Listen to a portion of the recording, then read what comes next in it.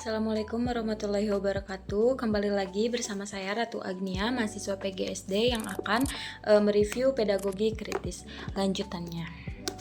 Dalam menulis seorang seniman dan musisi yang sangat kritis terhadap dunia pendidikan Indonesia, bahkan di situsnya sendiri pun tercantum tulisan berjudul Generasi Hafalan dan ketulusan pada pemusik Indonesia. Lalu di sini itu ada penjelasan yaitu Indonesia adalah generasi hafalan menurut Slamet A. Syukur. Di bab ini dalam buku Pedagogi Kritis Tilar dan kawan-kawan 2011, siapa sih Slamet A. Syukur tuh? Beliau adalah pelopor musik kontemporer Indonesia, penerima penghargaan tertinggi dari pemerintah Perancis di bidang musik. Lalu artikelnya dalam buku ini ditulis dari sudut pandang seorang seniman yang sangat membunuh kreativitas dalam pendidikan Indonesia. Lalu generasi hafalan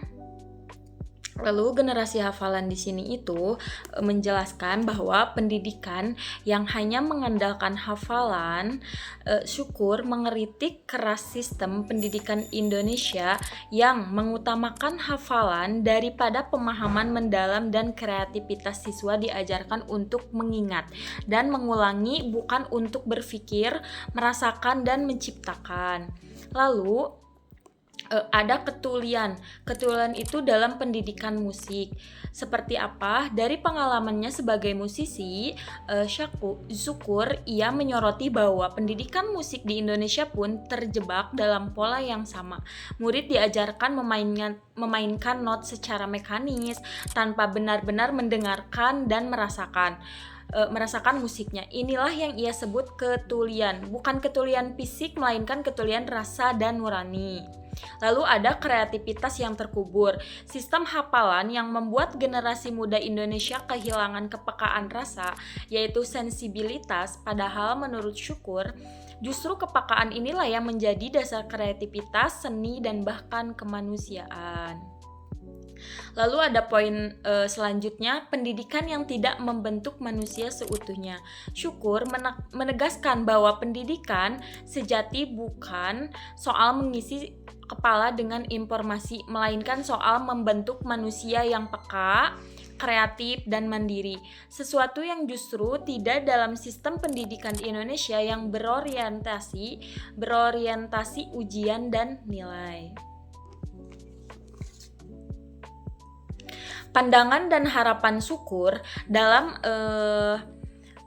ia mendambakan pendidikan yang merawat kepekaan nurani anak-anak Indonesia dalam musik, seni, dan kreativitas bukan pelajaran pelengkap, melainkan inti dari pembentukan manusia yang berbudaya.